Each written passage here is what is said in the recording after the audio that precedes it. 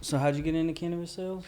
Cannabis sales. I was working as a sales coordinator, so I was already working with the salespeople, and I started gradually picking up more communication directly with the stores. I was communicating route lists and order changes, things like that. And then there became an opportunity for me to become a sales rep for the company I was with.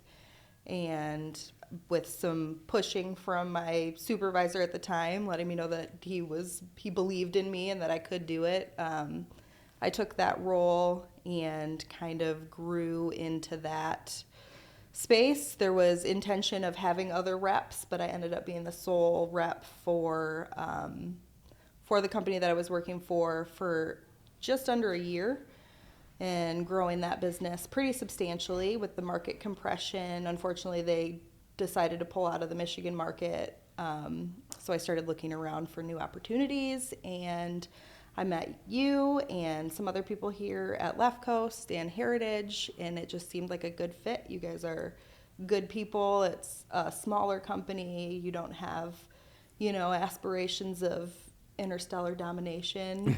You're just trying to do good, honest work, and I appreciated that. Not that we've told you about yet. I mean, closed door conversations for sure. No, we don't. You're right. How? What do you think about the way that the cannabis market has evolved? I think that it's evolving like several other states, specifically in Michigan. I think it's evolving pretty similarly to how California and Colorado have evolved. I think we're just doing it really fast here in Michigan. I think as more states legalize and things get up and running a lot quicker, I think that you will see this kind of like boom and bust pretty quickly in states. I think that a lot of people generally get into the industry because it is a money-making opportunity at the beginning, not realizing, oh, this is a lot of work. So you start seeing companies that are not treating employees well or just don't have a solid foundation of a business set up. And that's kind of why you're seeing all of the company closures and people moving, and you just see a lot of people moving around too, as far as like sales reps jumping one company to another, just because I don't think that a lot of people have a lot of companies have like a real base foundation of like good business practices yet, which I think you'd see in any market, not just cannabis, when it's so new. And then you throw in that it's a highly regulated market, and there's a lot of things you can and can't do. So there's a lot of different structural things in place that you have to be cognizant of that I don't think a lot of people are aware of. It's just like, oh, I'm going to get into cannabis and I'm going to be smoking weed all the time and it's going to be great. There's a lot of things you have to know, and things you have to be aware of, and they change daily. There's new bulletins, new things happening all the time, new regulations. So yeah, you just kind of got to stay aware of what's going on. Yeah. Yeah, it's interesting that that like rapid boom and bust now. For me, I think about, if we were to look to go into another market once we felt like we were really established in Michigan, do you rush into another market and try to like ride the legalization wave like we did here in Michigan, because you know that it's going to fucking spike and then it's going to collapse, right? And it's Mhm. okay to say collapse, Yeah. because like a 90% drop in wholesale price, that's It's a a lot. collapse, right? Yeah.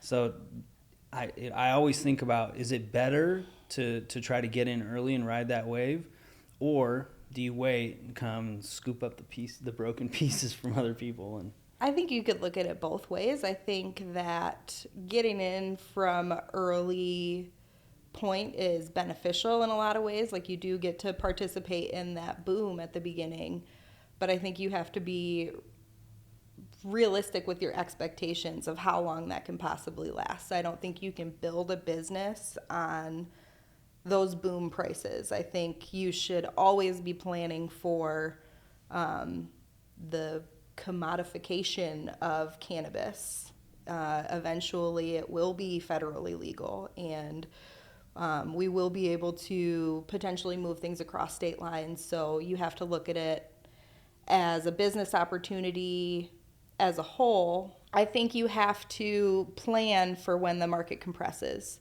and to say that pounds are always going to be $6,000 a pound and build your business that way isn't going to make sense. There's going to be more growers, there's going to be competition. You just have to plan for when prices compress. Yeah, no, absolutely. When you build it, you have to build it with assumptions that pounds are going to be $800 to $1,000. You have to know what you're actually putting into it. I think a lot of people get into it as like, oh, I can make this, without actually realizing their bottom line. Like, what does it actually take me to build this? What does it take me to put this together? How much labor, how much infrastructure am I going to need to build this? And not knowing those bottom line numbers, not being aware of that at the beginning, I think is really hard for companies when they come in and they're making a lot of money at the beginning and it compresses when the profit's not there anymore.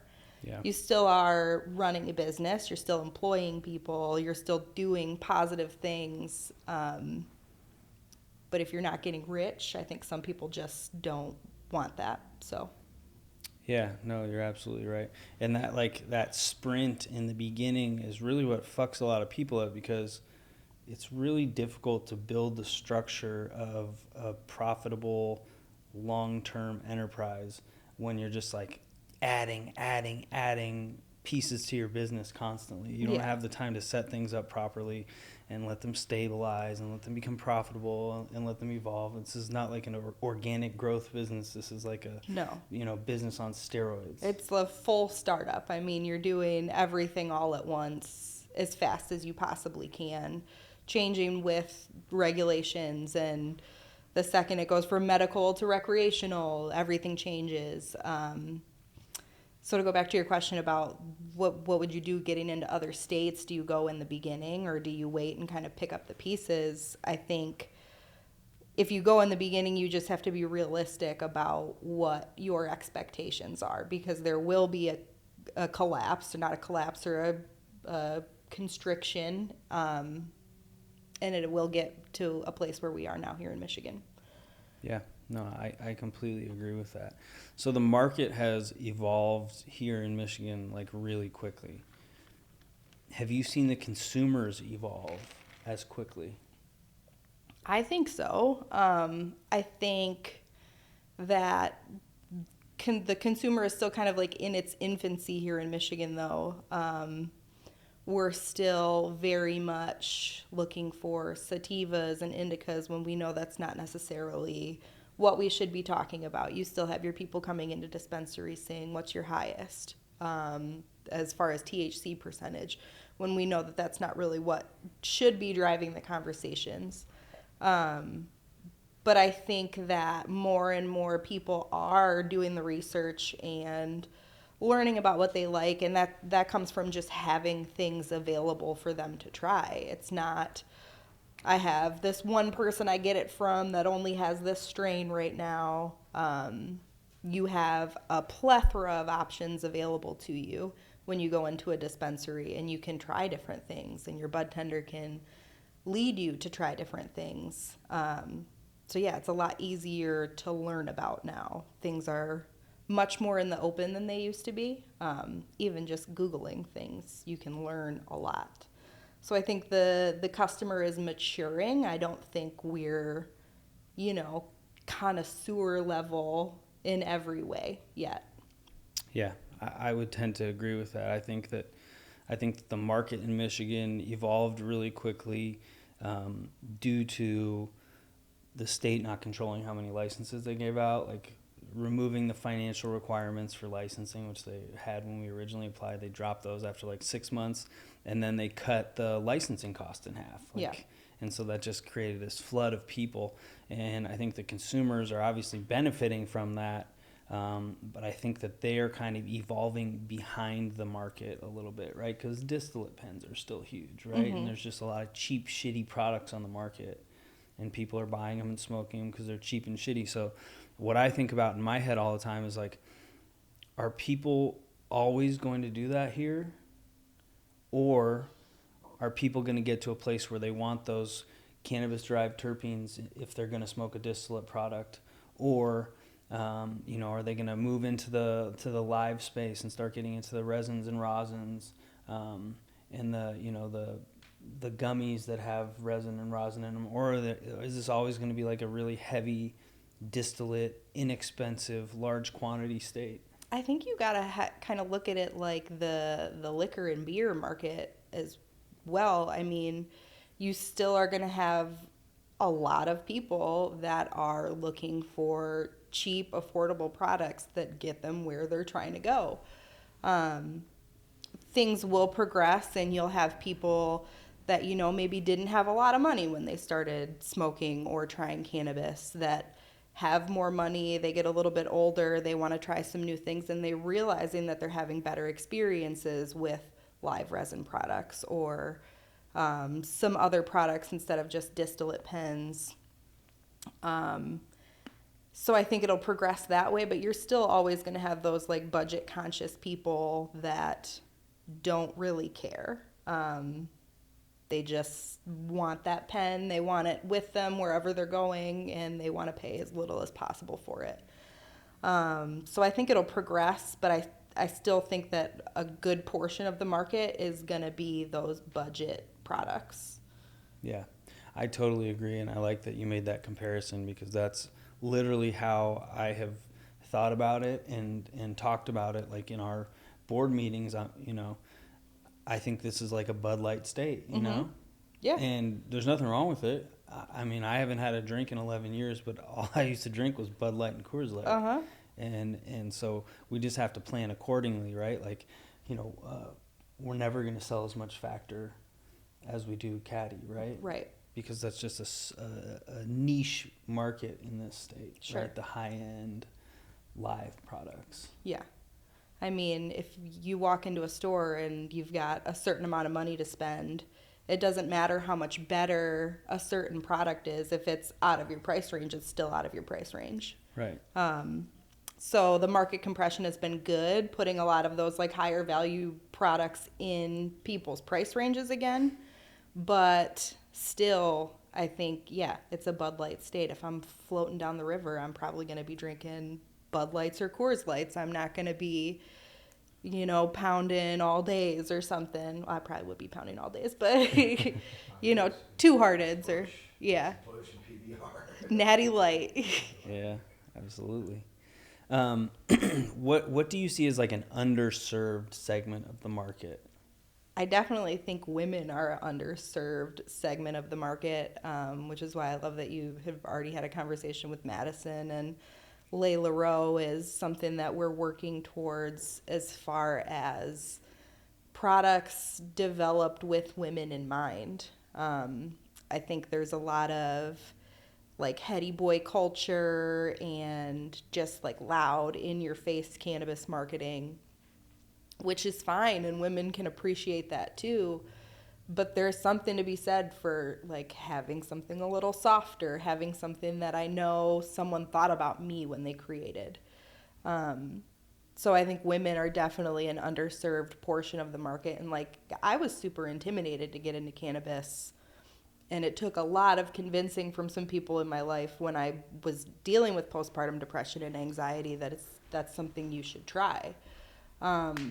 So if there was something more marketed towards that, kind of easing people into it, I think that would be good. 'Cause kind of when you look at it, it's like you're looking for something to party. It's a recreational thing. People talk about the medicinal benefits of it, but I think when you look at the marketing, it's more marketed towards party, good time, that type of thing. Yeah, I agree. What kind of products were you using for postpartum? Tincture is honestly just like smoking. Edibles, I really like micro dosing. So just like smaller edibles. Edibles are nice just because you can kind of gauge what experience you're going to have. It's much easier to dose, as far as you'll get one joint that has this percentage and another one that has a different percentage, and you can have two completely different experiences. But if you know how much of an edible to take and what it does for you, it's pretty much a guaranteed you're going to have that experience every time. Yeah, absolutely. What and were you a cannabis user before that, or was this like your first experience? Recreationally, I mean, you'd go to a party and someone would have it, but I was never the person that was like seeking it out, or I was never the holder. Sure. Yeah. Interesting. Yeah.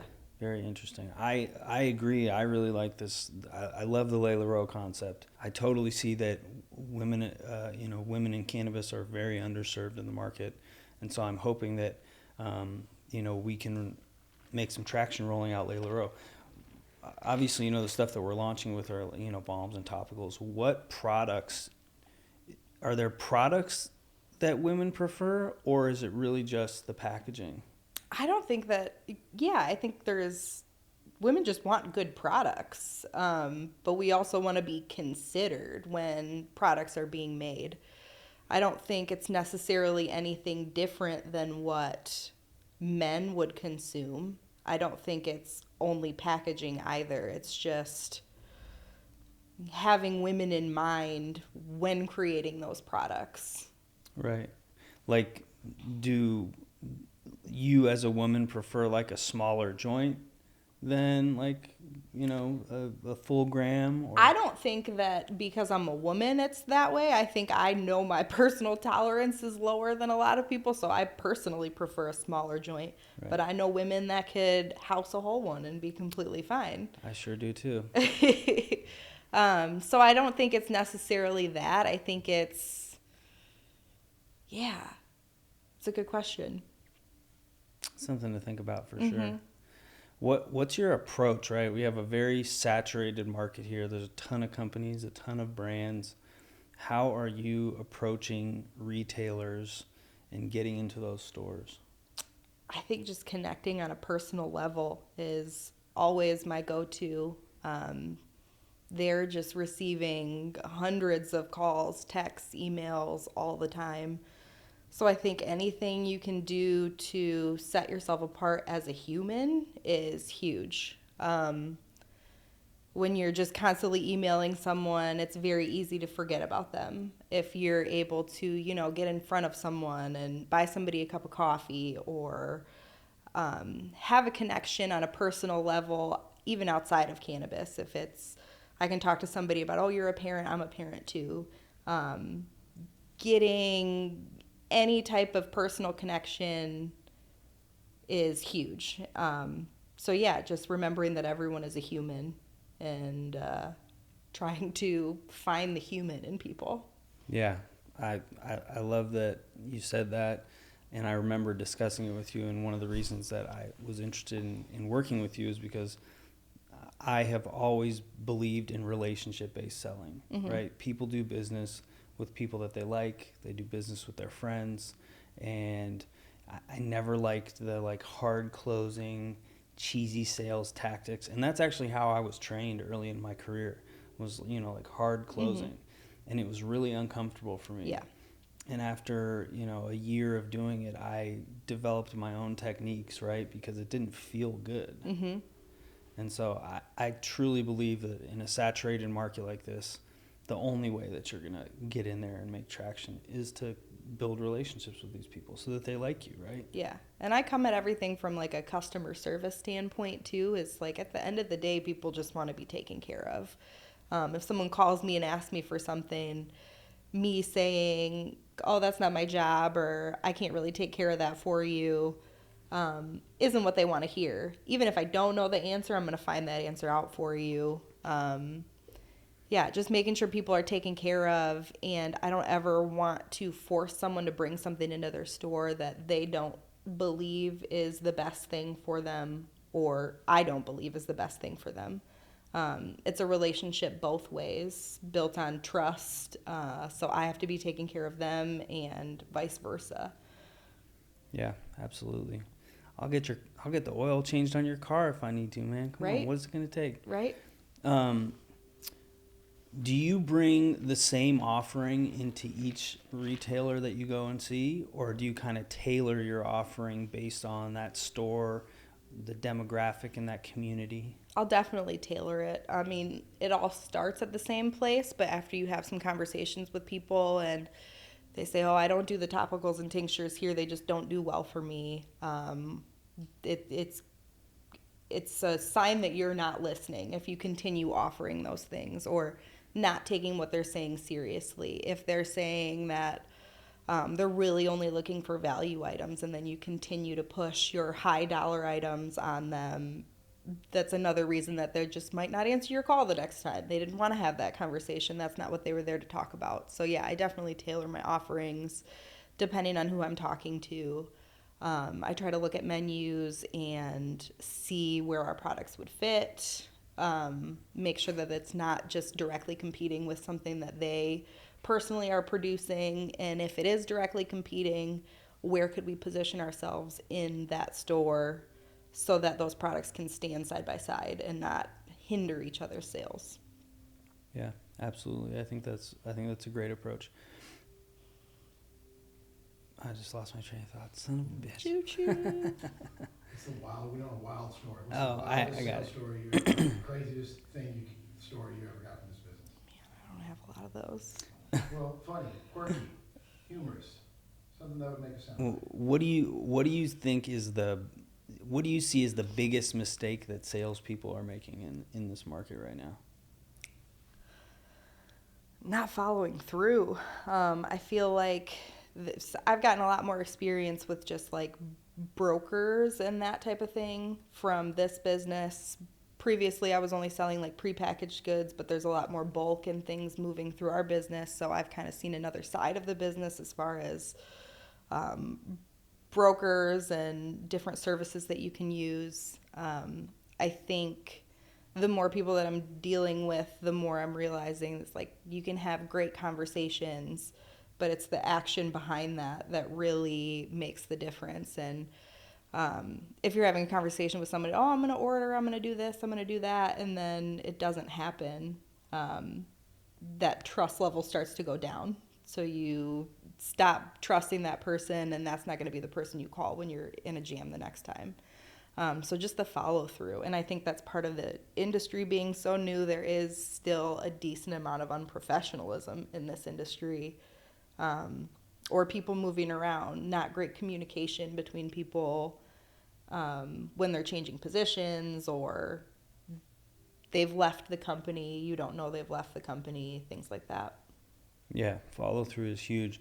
What about follow up? I think that's something that I've always seen salespeople in general making as a huge mistake because, they set an appointment, they go in, and they don't do the follow up, right? Like, Right. how much follow up do you have to do with people to get these deals closed? It's incessant. Like that's 99% of the job is just checking back in with people because they're getting so many calls, texts, emails a day, like we already talked about.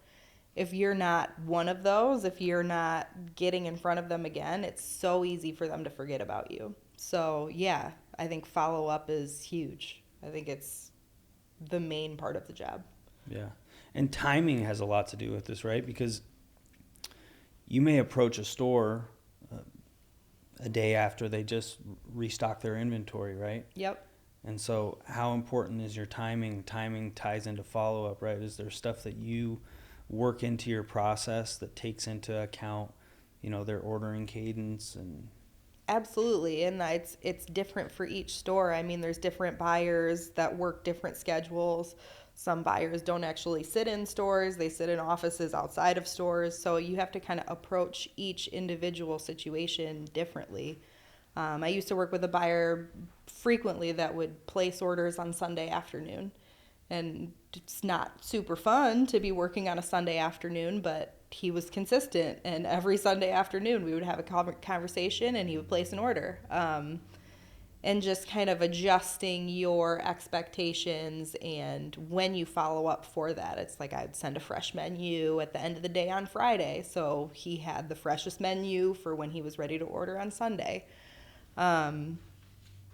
Yeah, just kind of adjusting the schedule as needed all the time. I think it's a constant game of reevaluation. Your sales tactics are different absolutely every day in this industry with every person. Are you doing a lot of in-person, or are you doing more phone, text, email? Right now, I'm doing more phone, text, email. Specifically in Michigan with the weather, it's a little more difficult to get out and about in the winter. But yeah, I think it changes week to week. If you can get a week where you have a couple of set meetings and then can do store pop-ins around that, those are super beneficial. Yeah, both. How are you getting to the decision maker? How are you getting to the purchaser, right? Because like you said, it depends on, every company is different. Some places the store manager does the ordering. Sometimes they have a purchaser who's only in a couple days a week. Sometimes they have a purchaser who's off-site if they're doing like central ordering from a processor. How are you getting to that person? How are you figuring out who's the buyer and getting to them? Talking, asking questions, going into the store, talking to the bud tenders. If they really like the product, it's like, okay, yeah, well then how does this product get in here? Talking to a GM of a store is great. A lot of times you can get the answers you need right then. A lot of times you can just call and the front desk person will tell you. Maybe we'll give you an email. But it's different. I mean, you can reach out on Instagram, any type of social media platforms. You just kind of got to be a little FBI detective and find out where people are and what they do. And yeah. You gotta get a little creative, right? Because some of these are like, they'll give you contact our purchaser, which is purchasing at XYZ company, which is basically like, go fuck yourself. You know? Yeah. You'll get a lot of that. Yeah, there's just different ways you can do it. Sometimes I'll send emails with like wild subjects, and sometimes people will respond to those. It's interesting what gets different people's attention. Yeah. I don't know what else to say on that. No, that's good. You gotta ask the stuff. I like that. When I ask questions and then they go in, I It's cut weird, myself yeah. out and they just start running. So you ask them, what makes a brand easier to sell? Like, what makes a brand Okay, better or worse to sell? sure. What makes a brand easy to sell? I think quality product from the beginning. I also think that just having a good story behind the brand. If it's something that came organically, you can tell if a brand is just forcing some company culture that really isn't there. But if the brand has a story and the people that are creating it, the people that are behind the brand genuinely believe it, you can tell. That's the easiest thing from beginning to end, is if it just happens organically and everyone that's involved in the process believes in it as well. Yeah. Is it easier to sell a single offering, or is it better to have a full menu of products? Like if you are a company that just makes pre-rolls and that's all you have to offer, versus you're a company that makes vapes, pre-rolls, gummies, live resins, and rosins. I think that it's easier to sell when you have all of those things, but you have to be aware of what your strength is. There has to be kind of like a baseline of like, this is what we're really good at. It's nice to have all of these other products, and we do these because we can, and you can be good at those as well. But it's like at the core of it, you have to have brand identity of this is Caddy and this is what we do. When you're just kind of like reaching for everything, you end up like one of those restaurants that have every different ethnicity's food on the menu, and they really aren't very good at any of it. So yeah. Like the Cheesecake Factory? Yes. I went there not long ago. That is an overwhelming menu. It is an overwhelming menu. Absolutely.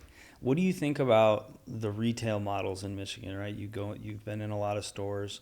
There's like this traditional legacy model that has 1,000 SKUs. And then what we have kind of done is pared those SKUs down to to go after more like a modern, true retail model with fewer SKUs, different merchandising where we don't have tons of products crammed into one display and it's easier to see what there is.